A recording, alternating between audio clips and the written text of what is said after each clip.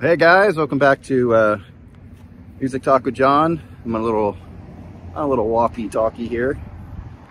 I'm over here by the causeway, and I guess this is still considered like Palm Harbor, Florida.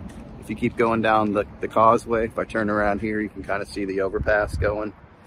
If you keep going that way, it goes to a place called Honeymoon Island. It's a nice little, less crowded beach area. And it's a nice little place to visit and hang out with the family. So I figured I'd take a little walk, and I've been on like a little bit of an 80s kick lately, kind of nostalgic, looking back to the music that was playing big time when I was a kid, whether I was in the arcade or going to the mall or in the record store, things like that. And I was curious to know what the top 80s songs that were being played. And usually I see a lot of people go to Spotify, so I pulled up a Spotify list, and they had a top 100. There was more than that, but I figured I'd do 100. Top 100 most played songs of the 80s on Spotify as of like right now. So I'm gonna do about 10 at a time and talk about the songs a little bit. We got some creatures over here. It's pretty cool. This guy's eating a lunch. So let's see. Where'd he go? There he is. He just got a nice fish. Did you catch that fish for him? Yeah. I gave it to him. Oh, nice. Nice guy. He's trying to figure out what to do with it. Yeah. It's a local fisherman guy over here caught a fish for I don't know what kind of bird that is actually. So I'm gonna do like 10 at a time and start with 91 through 100 and talk about the songs a little bit. So number 100 as far as the top songs, 80 songs being played on Spotify, is ZZ Top's Sharp Dressed Man.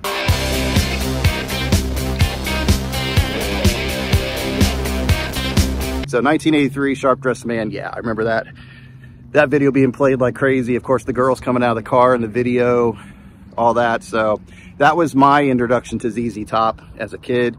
Then I really, come to find out later they had a much different start, blues-based Texas sound kind of thing. So yeah, I definitely remember Sharp Dressed Man. And that was played constantly. I mean, on the radio, and yeah, and like I said, the video was cool, especially as a young man growing up. So in '83, I was I was 11. Yeah, I was only, oh, that's interesting. So anyway, yeah, Sharp Dressed Man. 99 is a song I'm not familiar with. I went ahead and pulled it up just to see if I knew it and just didn't know the title, and it didn't sound that familiar to me. It's from 1980. It's an ABBA song called Lay All Your Love on Me. Lay all your love on me. So I don't know. I don't know much about ABBA anyway. It's not my style of music. I haven't really gotten into that, so I don't know if ABBA was like big in the 70s era, like that late 70s, something like that. I never really I've never done any homework on them. But yeah, that's the song, Lay All Your Love on Me. No idea. I listened to it, like I said, and no, didn't sound familiar at all. Number 98 came out in 1989. It's Phil Collins, Another Day in Paradise. Yeah, that's another song that played like crazy. She calls out. I remember that playing all the time. And a song about homeless. I don't know if he used it to raise any money or anything, or it's just a song that he was inspired to write. Don't really know the background. I think that was the same album that I Wish It Would Rain Down with Clapton was on. And man, that's still a great song. All right, number 97 came out in 1984. Born in the USA.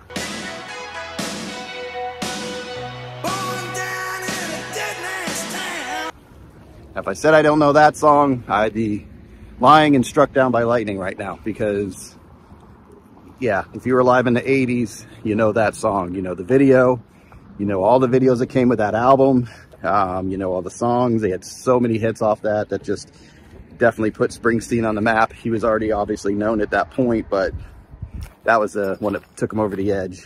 And a lot of people didn't pay attention to the verses. They're concentrated on that chorus, that born in the USA and being patriotic, but they weren't paying attention to the verses. And it was a war protest song. Anyway, yeah, born in the USA. Then, where were we? 1987, number 96, came out in 1987.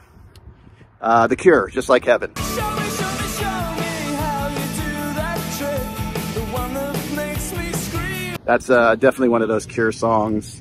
Was that off Disintegration?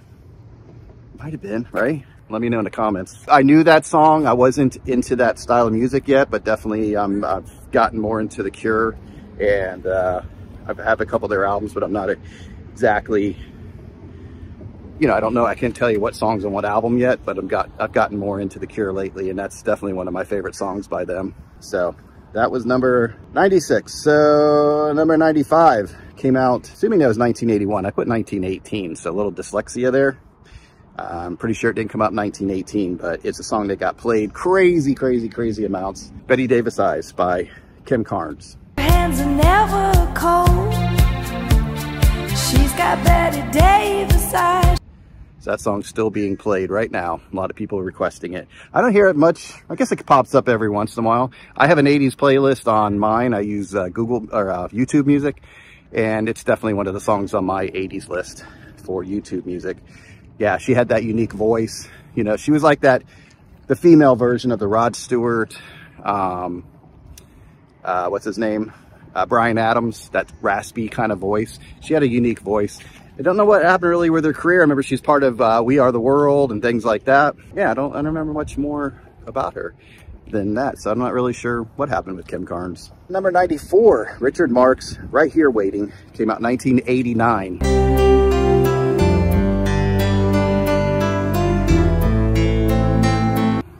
Now that song, I just happened to see a clip, a little interview, a short last night, flipping through, and Richard Marx was talking about that song, how he wrote it. He didn't intend to, I don't know the order of events. I don't think he intended to record it himself, or he had the song and he was contacted by Barbra Streisand, or was talking to her about a song, you know, writing a song for her, and he presented that song to her. I'm gonna need you to rewrite the lyrics, because I'm not going to be right here waiting for anybody. Being funny, sarcastic, like I'm not going to be waiting around for anybody. He said, all right. So he recorded himself, and it's a big hit. He mentioned it was in a movie that's coming out now. What was it? Was it Beetlejuice 2?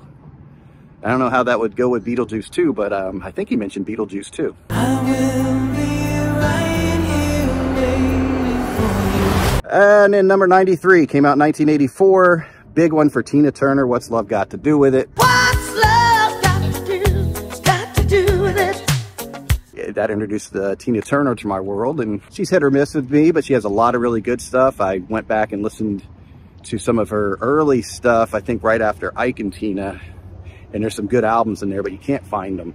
So I'm going to keep an eye out for some of that early Tina stuff.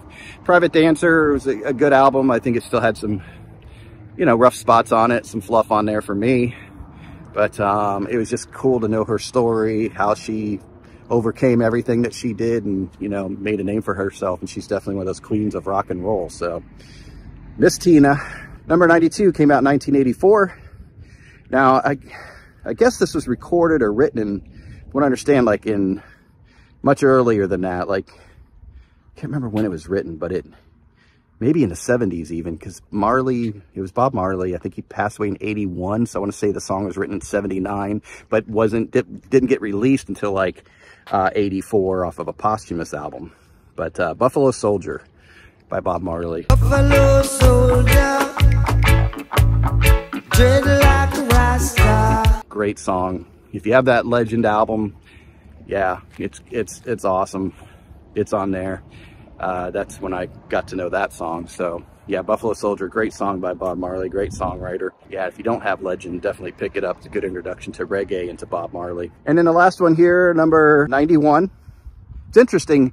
I looked through the list and there's some Christmas songs on there. So how Christmas songs are staying in that top 100 throughout the year. They must be getting the crap played out of them during Christmas time, unless people are playing them, you know, throughout the year. But wow, if they only get played, you know, maybe November through January or something, that's a lot of plays to be in the top 100.